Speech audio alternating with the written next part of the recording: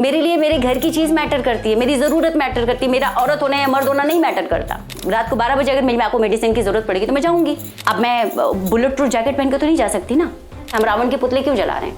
अगर हम बुराई के नाम पर बुराई का दहन कर रहे हैं, हर दशहरे पर रावण का पुतला जला रहे हैं, तो किसी एक ऐसे भी रावण को जला दीजिए ताकि कोई दूसरा रावण तैयार ना हो। बेवकूफ़ों के लिए, अपराधियों के लिए ईश्वर ने अलग दुनिया नहीं बनाई, वो हम भाई हमारे बीच में ही पनपते हैं। तो उनके परिवार के लिए हो सकता है मैं गलत हूँ, मैं क्षमा चाहती हूँ, पर मैं औरत होने के नाते यही सोचती हूँ।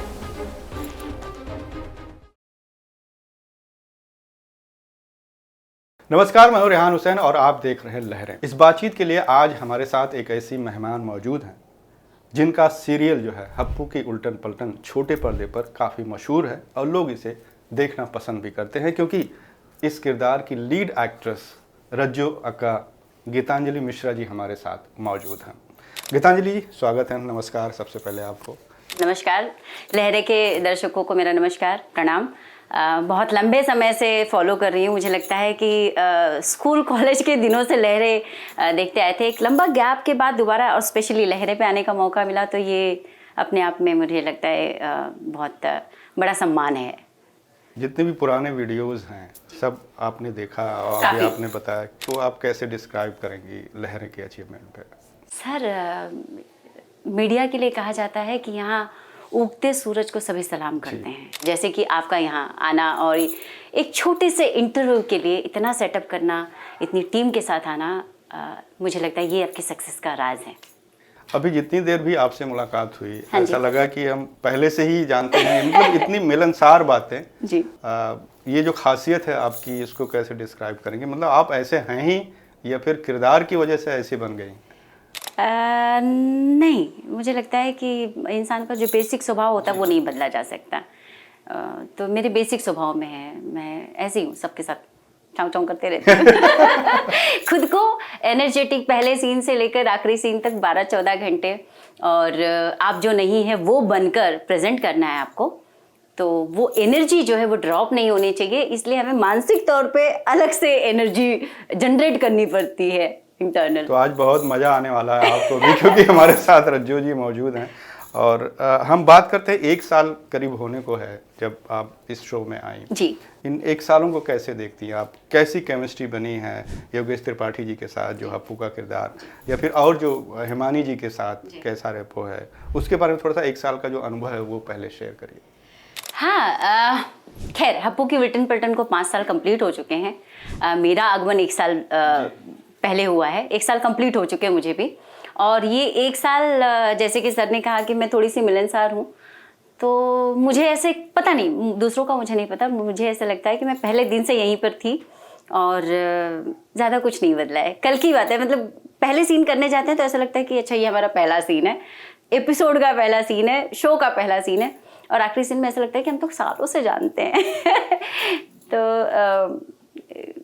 बस पन्ने पलटे हैं और कुछ नहीं किताब के। वैसे ही ये किताब जैसी थी। तो लोकप्रियता की जो सीढ़ी थी इस शो ने आपकी और बढ़ा दिया है, ऑडियंस का प्यार जो मिल रहा है इस शो को खासकर, तो उसके बारे में क्या कहेंगी कि जो गीतांजलि पहले थी, इस शो ने गीतांजलि को और परिपक्व कर दिया, मैच्योर कर दिया, या थोड़ा सा और? हाँ, ये ज़रूर मैं कहूँगी। ये बहुत बढ़िया सा सवाल किया आपने, क्योंकि मुझे इंडस्ट्री में करीब 12-15 साल हो गए हैं ऑलरेडी, और अलग अलग तरह के अभिनय कर चुकी हूँ, अलग अलग तरह के कैरेक्टर निभा चुकी हूँ। कॉमेडी करने का ये पहला मौका मिला। सो कॉमेडी अपने आप में, मतलब जितनी आसान लगती है उतनी आसान होती नहीं है। कॉमेडी बहुत ज़्यादा सीरियस बिजनेस है। तो सीरियस बिजनेस को करने के लिए अपने आप को बहुत बूस्ट करना पड़ता है, और उसके लिए बहुत मेहनत करनी पड़ती है, इंटरनल मेहनत करनी पड़ती है, क्योंकि अपने भावनाओं पर नियंत्रण रखकर आपको कोई चीज़ डिलीवर करना थोड़ा सा मुश्किल है। पर हाँ, क्योंकि कहते हैं ना कि टीम वर्क, जो टीम है आपके साथ, योगेश जी हैं, हिमानी जी हैं, और जो हमारे बच्चे दिखाए हैं फैमिली में और भी मेंबर्स हैं, इन सभी का सपोर्ट ऐसा होता है कि वो कहते हैं ना कि एक दूसरे का हाथ पकड़ के आप लाइन बना के कारवे के साथ तरह आ जाते हैं। सो मैच्योर तो हुई हूँ मैं, ऐसे मैच्योर नहीं हुई, पर यहाँ से ज़रूर मैच्योर हो गई हूँ। तो कैसे देखती हैं अपने आप को इस किरदार में रज्जो? जैसा कि जब आप आई थी तो चैलेंजेस बहुत थे, क्योंकि पहले की एक्ट्रेस ने एक मिसाल कायम की थी इस किरदार के लिए।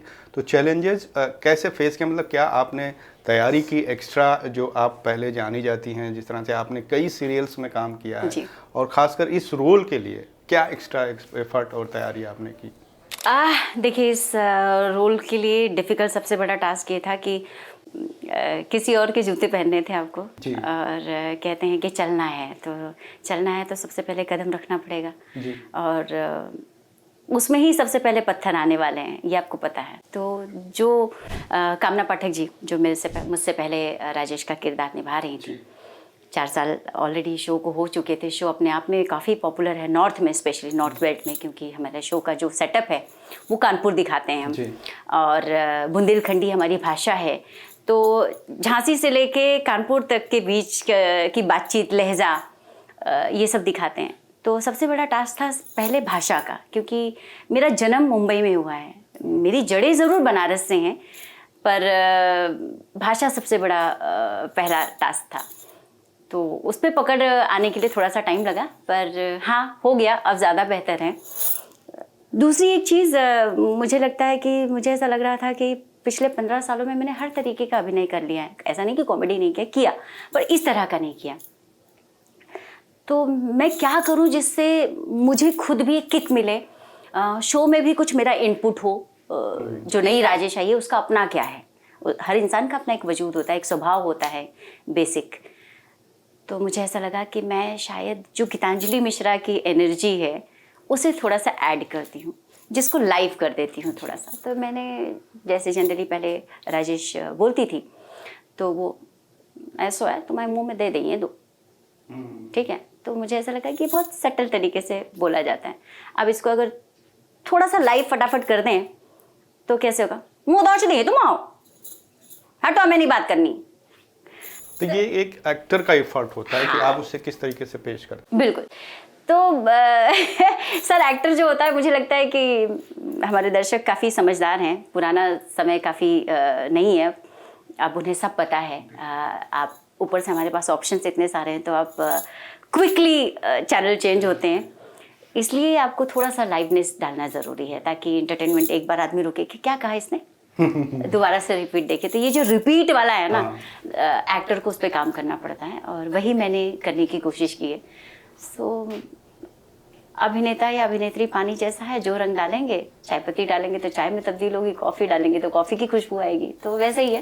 इस तरह के जो डेली शो होते हैं मैम, उसमें राइटर का भी एक अपना है होता है कि वो किस तरह से लिख के देता है और एक्टर किसे उसे अडॉप्ट करता है और अपने वर्क कल्चर में ऑडियंस के सामने पेश करता है। हाँ जी। तो ये जो चैलेंज होता है कि राइटर की लिखी हुई चीज़ें एक्टर जब अपने आप को ढालता है उसमें, तो फिर जब दर्शकों के सामने पेश करता है, तो उसमें कितनी तैयारियां और कितना अपना एफर्ट शामिल होता है, उसके लिहाज से क्या कहना चाहेंगे आप? सर, मुझे ऐसा लगता है कि अगर जेन्युइन मैं अपने दिल की बात कहूँ तो सबसे बड़ा योगदान जो है वो राइटर का होता है, क्योंकि राइटर वो व्यक्ति है, अगर मैं एक आम मोटी भाषा में कहूँ तो राइटर जो है वो एक कुंवारी माँ है, ठीक है, और जो किसी को मैं इमेजिन करती है और किसी कैरेक्टर को, किसी पात्र को, किसी कहानी को लिखता है, सोचता है, उसे शेप देता है। और जो एक्टर होता है वो एक राइटर के थॉट को, मतलब जो उन्होंने लिखा है, जो उन्होंने सोचा है, उसे कंसीव करता है। तो कंसीव करना और डिलीवर करना किसी और की सोच को, ये एक्टर का जॉब होता है, और डिफ़िकल्ट है, आसान नहीं है इतना। पर अगर मैं राइटर जहाँ तक सोच पाते हैं या जिस तरीके से उन्होंने सोचा है किसी भी कैरेक्टर को, एज एन एक्टर मुझे वो करने का मौका मिलता है, और मैं 10% भी कर पाती हूँ तो मुझे ऐसा लगता है कि मैंने बहुत बड़ा काम कर लिया। कंसीव करना और डिलीवर करना बहुत डिफ़िकल्ट टास्क है, क्योंकि ये बिल्कुल गर्भ धारण करना, 9 महीने उसे जीना और फिर उसको डिलीवर करना, उसके बाद में उसका पालन पोषण कैसा होगा और वो कैसा निकलेगा, ये दर्शकों पर निर्भर करता है। तो हमारा काम है सिर्फ गर्भ धारण करना, डिलीवर करना और पालन पोषण करना। तो अभी हम पालन पोषण के कगार पर हैं और उस प्रोसेस में हैं। बाकी शो की जो सक्सेस है उसका क्रेडिट श्रेय जाता है दर्शकों को। अगर हम सही में क्या कह रहे हैं, हमारा इतना अच्छा पालन पोषण हो रहा है, हम इतने सक्सेसफुल हैं, तो दैट क्रेडिट गोज टू जो हमारे दर्शक हैं। बिल्कुल। एक ज़माना था जब फिल्मों में काम करना काफ़ी दूसरे नज़र से देखा जाता था, फिर चाहे वो लड़का हो या फिर लड़की हो। एक ज़माना ऐसा भी था कि जो फिल्में लिखते थे या फिर डायरेक्टर या फिर प्रोड्यूसर, इनको लोग नहीं जानते थे। लेकिन अब चीज़ें काफ़ी बदल गई हैं। लोग राइटर को भी पहचानने लगे हैं, एक्ट्रेस एक्टर को तो पहचानते ही थे, बाकी जो पर्दे के पीछे का कास्ट है वो भी बाई फेस अब जानने पहचानने लगे हैं। तो ये वर्क करने का जो तरीका ज़माने के हिसाब से बदला है, इसे आप कैसे देखी कि हर कोई एक अपनी एक पहचान बना रहा है? देखिए, मुझे ऐसा लगता है कि मैं लकी हूँ कि मैं उस ज़माने में नहीं हूँ जहाँ पर आपको आपके वजूद की पहचान नहीं होती थी। लोग आपको किसी पर्टिकुलर पात्र के रूप में ही जानते थे। और ये बहुत अच्छी बात आपने कही कि आज राइटर को भी जानते हैं, डायरेक्टर को भी जानते हैं, प्रोड्यूसर को भी जानते हैं। हम किसी फिल्म या कॉन्सेप्ट की बात करते हैं तो कहते हैं किसने डायरेक्ट किया, अच्छा जो उन्होंने ये डायरेक्ट किया। अच्छा, कभी कभी ऐसा होता है कि हम किसी राइटर या डायरेक्टर के नाम पे कॉन्सेप्ट देखने चले जाते हैं। सही देखा जाए तो ये उनका श्रेय उन्हें मिल रहा है, जो बहुत ज़रूरी है। और इसका भी क्रेडिट दर्शक को जाता है, क्योंकि अब दर्शक इतना सेंसिबल हो गया है कि अच्छा ये एक्टर है, बढ़िया एक्टर है, ये डायरेक्टर है, सेंसिबल डायरेक्टर है, अच्छा ये प्रोड्यूसर है, वो ऐसे पैसा इन्वेस्ट करते हैं ऐसी जगह जहाँ पे वर्थ हो। तो उनका श्रेय, जिसका श्रेय है उसे मिलना चाहिए, और उन्हें ये मिल रहा है, बहुत अच्छी बात है। समय के साथ चीज़ें बदली हैं और ये खूबसूरत बदलाव है। अच्छा मैम, आपके कुछ हम लाइफ के बारे में जानना चाहेंगे। आपने शुरुआत कहाँ से की है? क्या शुरुआती दौर में ही आपने डिसाइड कर लिया था कि हम इसी फील्ड में आएंगे, या फिर एक्टिंग, या फिर कुछ और बनना चाह रहे थे? नहीं, बिल्कुल नहीं। कभी नहीं। एक्टर तो कभी नहीं बनना चाहते थे, क्योंकि मैं, ये अलग बात है कि मैं मुंबई जैसे महानगर में मेरा जन्म हुआ है, पर मेरी जड़ें जो हैं बनारस की हैं। और जिस परिवार से मैं आती हूँ, एक ऐसे मध्यम वर्गीय, बिलो मध्यम वर्गीय ऐसे कहूँगी मैं, परिवार, ब्राह्मण परिवार से आती हूँ, जहाँ पर आज भी घूंघट की प्रथा है। तो ज़बरदस्ती नहीं है, रिस्पेक्टफुली है, पर मैं ऐसे परिवार से आती हूँ। तो हमारे यहाँ तो हमने मायापुरी तक नहीं पढ़ी है। तो फिल्म और सीरियल ये सब तो दूर की बात है। हाँ, पर मैं जहाँ पर रहती थी, हमारे आसपास का जो, मतलब जिस बिल्डिंग में, जिस प्रोमाइसेस में मैं रहती हूँ, वहाँ पे काफ़ी सारे लोग रहते हैं इंडस्ट्री के। तो बस इत्तेफाकन, अच्छा ये इस शो में काम करते हैं, वो एक्टर हैं, वो डायरेक्टर में हैं, वो कॉस्ट्यूम डिज़ाइनर हैं, वो ज्वेलरी डिज़ाइनर हैं, ऐसे आसपास में ज़्यादातर टेक्नीशियंस की टीम रहती है। तो बस इत्तेफाकन आना हुआ। और कहते हैं कि जब आपकी मर्ज़ी का नहीं हो, ईश्वर की मर्ज़ी का हो, तो सबसे बेहतर होता है। तो मेरे साथ बिल्कुल वैसा ही हुआ है। कभी नहीं सोचा था कि एक्टर बनूंगी, अब चाहती भी नहीं थी, बनना भी नहीं चाहते। सबसे ज़्यादा इम्पोर्टेंट तो ये है, पर इत्तेफाकन ला के खड़ी कर दी गई कैमरे के सामने। और फिर ईश्वर ने कहा, बेटा आई एम द डायरेक्टर, और मैं एक ऐसा स्क्रीन पे राइटर भी हूँ जिसे कोई डिक्लाइन नहीं कर सकता। तो फिर करियर किस तरफ जा रहा था अगर इस तरफ ना आया होता, एक्टर की तरफ? इतना सोचने का मौका ही नहीं मिला, सही देखा जाए। सही देखा जाए तो मैं कोई बिजनेस करना चाहती थी। स्पेशली मेरी जो दिनचर्या थी या जो पारिवारिक परिवेश था, उसमें हमें घर में भी टीवी बहुत कम चलता था। हमने सिर्फ महाभारत, रामायण, इसी तरह के शो, चंद्रकांता, इसी तरह के शोज देखे हैं, या कोई हिस्टोरिकल मैथोलॉजी शो, या कोई ऐतिहासिक ऐसी चीज़ें जिससे कुछ ज्ञान मिले। तो ऐसी चीज़ें चलती थी घर में। एंटरटेनमेंट के नाम पे मुझे लगता है कि मैं बहुत छोटी थी, मैंने शायद ही कोई शो देखा होगा एंटरटेनमेंट के नाम, श्रीमान श्रीमती। हाँ, वो हमारे घर में पूरी कॉलोनी में लग जाता था, तो आवाज़ आती थी कि ऐसा भी कोई शो चलता है। घर वाली, ऊपर वाली, बाहर वाली, जो भी था, कॉमेडी शो था कोई। तो कभी नहीं सोचा था। तो पहली बार कब फेस किया आपने कैमरा, या फिर ऐसा कोई ऑफर आया? टर्निंग पॉइंट कहाँ हुआ? 2008 में, शायद 2008 के शुरुआती दिन में, दिसंबर जनवरी मेरे ख्याल से, 2007 दिसंबर या 8 जनवरी में मैंने पहली बार कैमरा फेस किया। और वो भी इत्तेफाकन, जैसे कि मैंने कहा कि मैं जिस कॉलोनी में रहती थी वहाँ काफ़ी सारे टेक्नीशियंस रहते थे। तो मेरी एक मित्र हैं सीमा चौधरी, और वो डायरेक्शन में हैं, आज की तारीख में वो डायरेक्टर हैं। तो बस उन्होंने किसी को कास्ट किया था, मैं रिप्लेसमेंट थी। रिप्लेसमेंट का जो चक्कर है मेरे साथ बचपन से जुड़ा हुआ है। तो उन्होंने किसी को कास्ट किया था, वो बंदी समय पर नहीं पहुंची। और देखिए क्या है, ये जो फील्ड है यहाँ पे कमिटमेंट बहुत मैटर करता है। और स्पेशली एक्टर की रिप्लेसमेंट बहुत कम होती है, क्योंकि टेक्नीशियंस की हो जाएगी पर एक्टर की रिप्लेसमेंट बहुत कम होती है, क्योंकि एक्टर को एक नाम दिया जाता है, एक परिवार दिया जाता है ऑन स्क्रीन, एक कहानी का वो किरदार होता है। तो बस वो बंदी समय पर नहीं पहुंची, तो इत्तेफाकन जो मेरी मित्र थी, उस समय कास्टिंग डायरेक्टर नहीं हुआ करते थे, डायरेक्शन टीम के जो एसोसिएट डायरेक्टर होते थे वही कास्टिंग कर दिया करते थे छोटे मोटे पात्रों की। यानी आपकी भी कहानी पूरी फिल्मी है? बिल्कुल फिल्मी है सर, ये मैं फिल्मी बैकग्राउंड से नहीं हूँ, पर मेरी कहानी कंप्लीट फिल्मी है। तो बस इत्तेफाकन लाके खड़ी कर दी गई और हो गया। उसके बाद से कभी स्ट्रगल भी नहीं किया, टू बी वेरी ऑनेस्ट। कोशिश भी नहीं करी।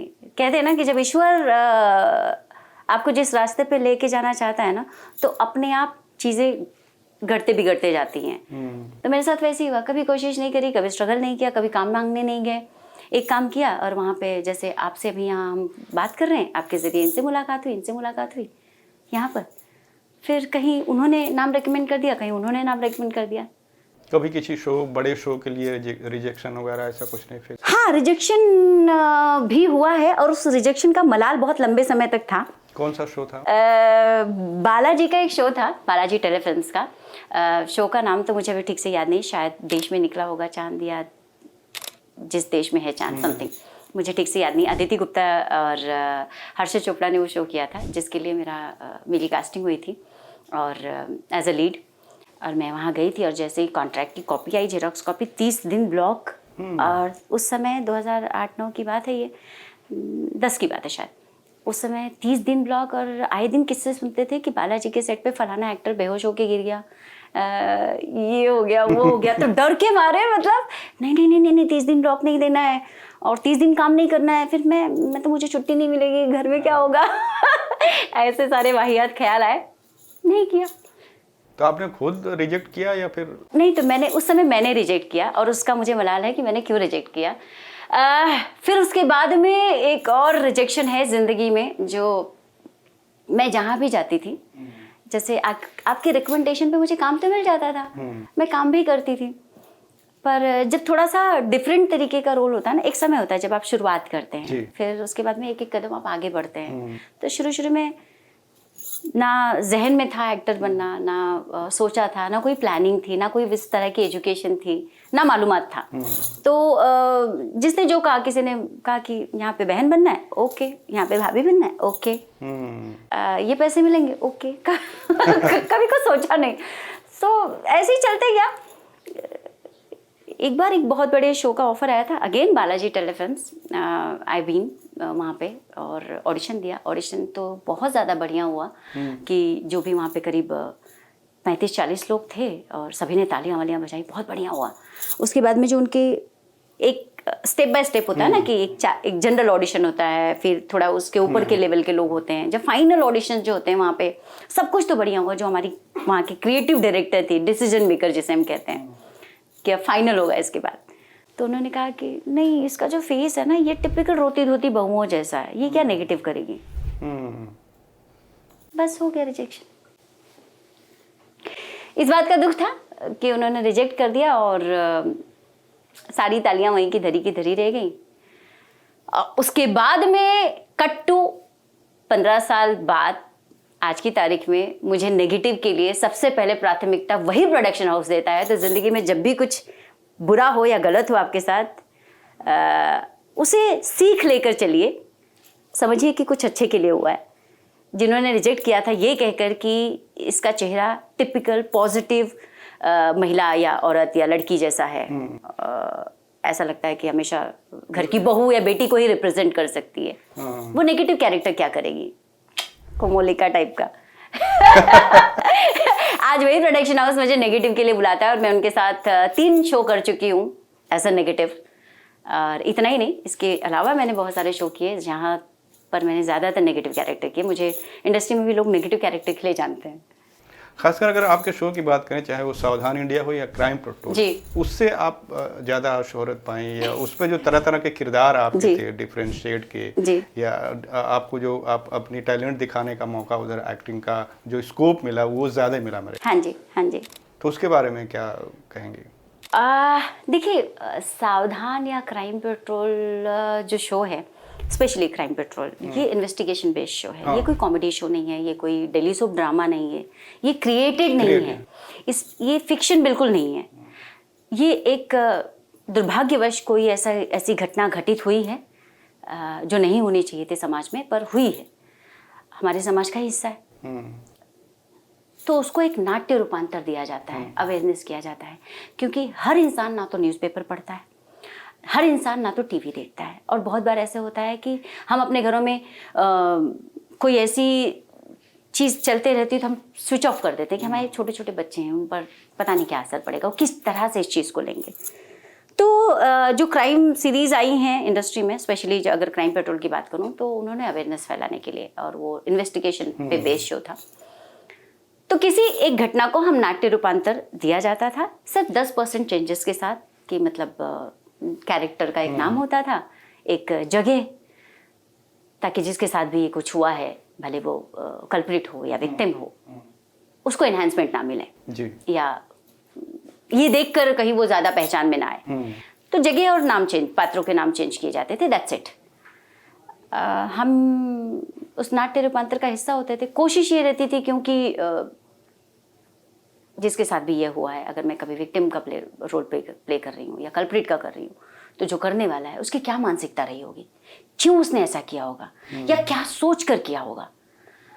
बस इन 3-4 चीज़ों को ध्यान में रखकर किया जाता था। And I have been very lucky, या दर्शकों ने मुझे इतना ज़्यादा अपना लिया या समझ लिया कि जब भी मैंने कल्प्रिट का रोल किया तो उन्होंने मुझे कल्प्रिट समझा, और जब मैंने विक्टिम का रोल किया तो उन्होंने मुझे विक्टिम समझा। तो उससे पहचान थोड़ी ज़्यादा मिल गई। और क्योंकि जब कोई सत्य चीज़ों पर आधारित घटना होती है तो लोगों का फोकस ज़्यादा होता है। लोग जानना चाहते हैं बहुत सारे कि क्या हुआ था, क्यों हुआ था, कैसे हुआ था, और उसको रिप्रेजेंट करने का जो तरीका था ट्विस्ट एंड टर्न्स के साथ, क्राइम पेट्रोल सिर्फ नहीं करता था। पॉपुलर शायद इसीलिए हुई क्योंकि नेगेटिव कैरेक्टर्स ज़्यादा इन्हांसमेंट, गलत चीज़ों को हमारे समाज में वैसे भी थोड़ी ज़्यादा पॉपुलैरिटी मिलती है।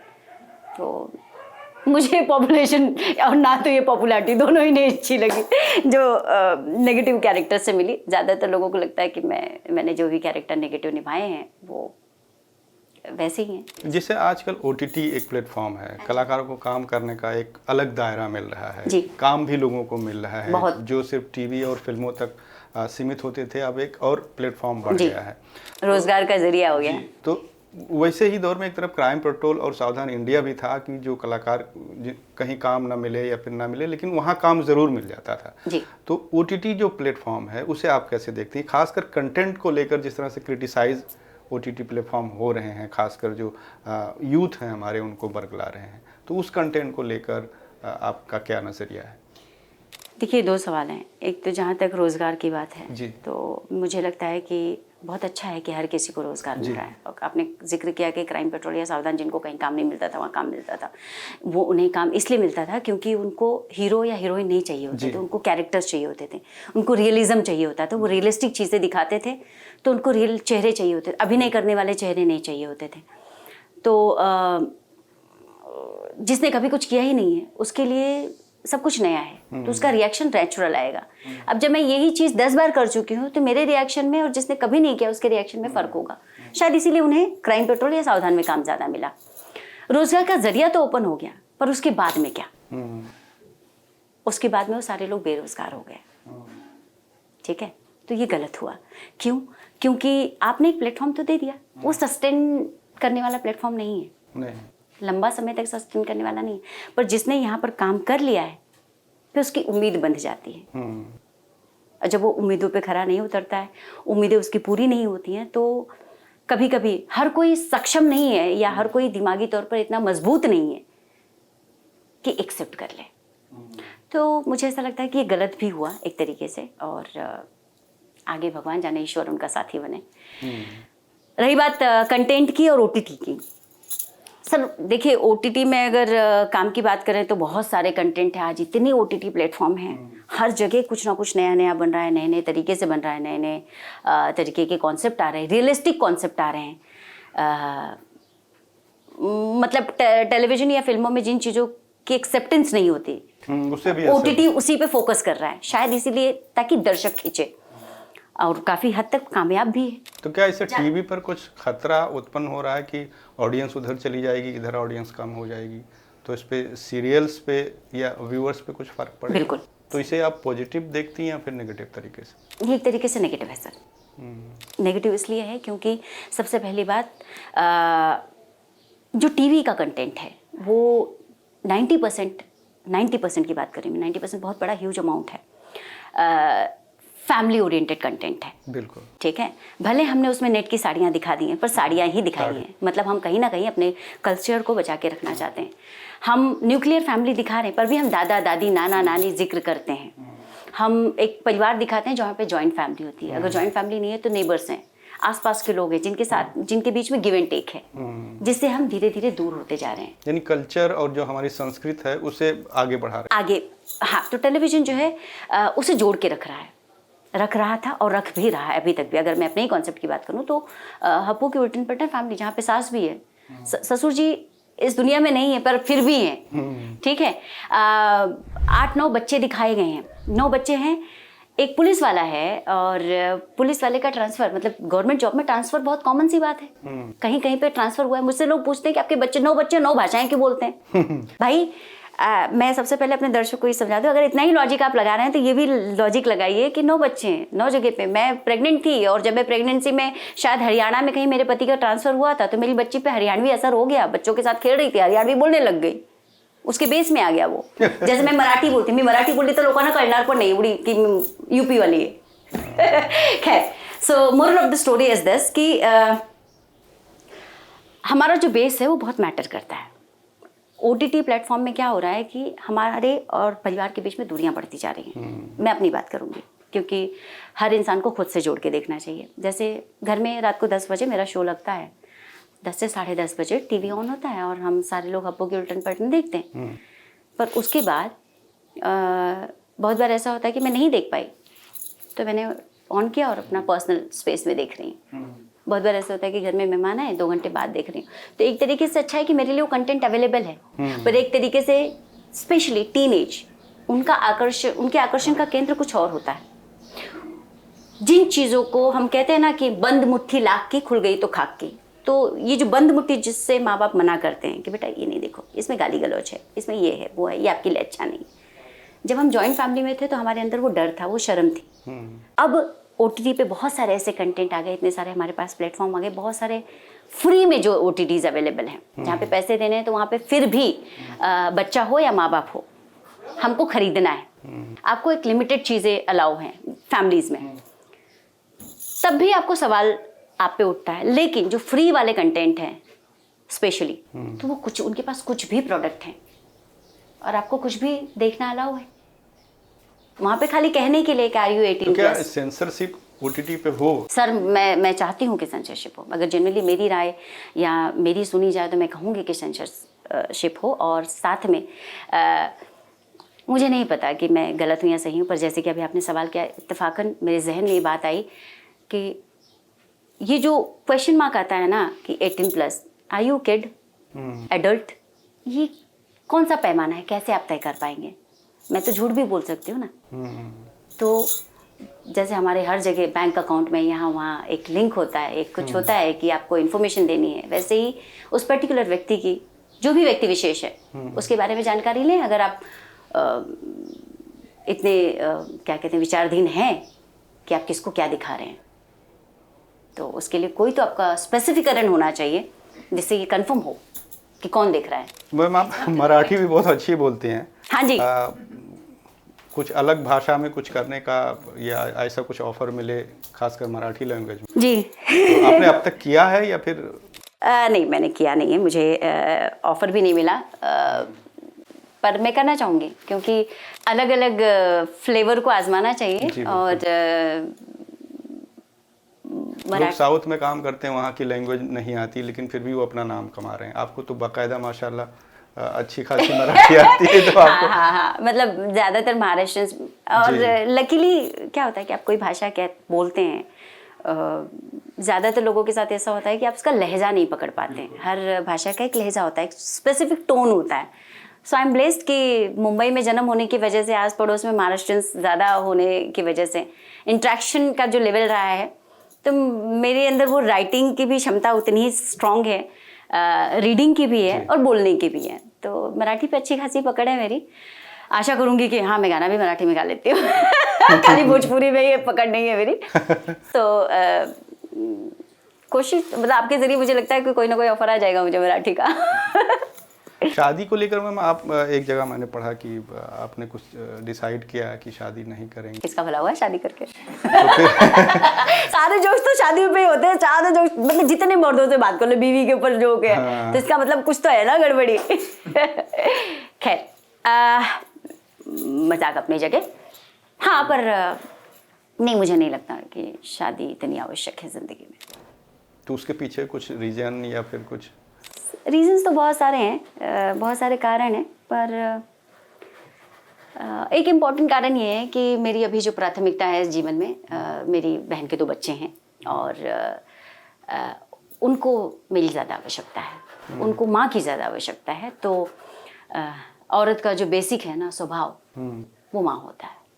केयरिंग, त्याग या फिर अपनाना। जब वो किसी को दिल से अपनाती है तो माँ के रूप में अपनाए, बहन के रूप में अपनाए, बेटी के रूप में अपनाए या किसी की पत्नी के रूप में अपनाए, वो तन मन धन सब तरीके से अपनाती है। तो मैंने कुछ ऐसी थी ज़िंदगी में दिक्कतें, अब उन बच्चों को मैंने एक तरीके से अपना लिया है। तो मेरी पहली प्राथमिकता वो है। मुझे ऐसा लगता है कि अगर मैं शादी करूँगी और अपने बच्चे प्लान करूँगी, नेचुरल सी बात है, जो प्रोसेस है वो एक तरीके से, तो मेरा फोकस डाइवर्ट हो जाएगा। तो बहन के बच्चों को आपने अडॉप्ट किया है या फिर? सर, फिर से वही कानून की बात आ गई कि हमारा कानून जो है यहाँ पर भी अड़ंगा डालता है। कानूनी जो दाव पेच हैं उसके हिसाब से, क्योंकि मैं शादीशुदा नहीं हूँ, क्योंकि मेरे बाप दादाओं की इतनी प्रॉपर्टी मेरे नाम पे नहीं है, या जो कानूनी मर्यादित लाइन है, रेखा है, मैं उसके अंडर लेस प्रिविलेज हूँ तो मैं लीगली अडॉप्ट नहीं कर सकती। ठीक है, बट इट्स ओके। क्या है, अपना मतलब हमेशा फर्ज निभाने के लिए पद की थोड़ी ना जरूरत होती है।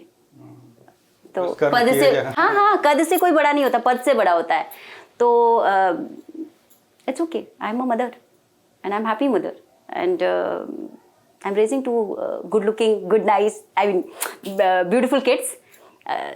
मुझे ऐसा लगता है कि दे आर, जिंदगी में जिस दिन वो ही बोलेंगे ना कि मासी जो है माँ जैसी ही है, मेरा सब कुछ किया धरा जो है वो बराबर हो जाएगा। मुझे ऐसा लगेगा कि हाँ, मैंने ज़िंदगी में कुछ अचीव कर लिया।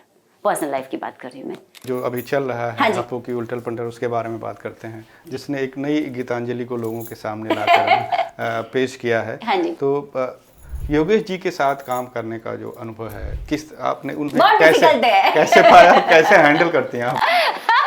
योगेश जी जो है वो बहुत हाई एनर्जी के साथ रहते हैं, मतलब 5 रेड बुल पी के आया हुआ आदमी बहुत हाई एनर्जी पे रहते हैं और बहुत स्पॉन्टेनियस एक्टर हैं। बहुत 2 तरीके के अभिनेता होते हैं। एक होते हैं कि मेथड, जो पहले से सेट करके आते हैं कि वो इस जगह पर ये ऐसे कहेंगे, ये ऐसे कहेंगे, और एक होता है स्पॉन्टेनियस, तुमने ये कहा मैंने ये, बातचीत वाली बात करते हैं, अभिनय करते हैं वो। तो उनके साथ काम करने में बहुत मज़ा आता है और बहुत डिफिकल्ट भी है आपके लिए। जैसे मैं शुरू में आई थी तो 5-6 दिन वो भी मेरे साथ एडजस्ट कर रहे थे, मैं भी उनके साथ एडजस्ट कर रही थी, उसके बाद भी मुझे बहुत डिफिकल्ट होता था।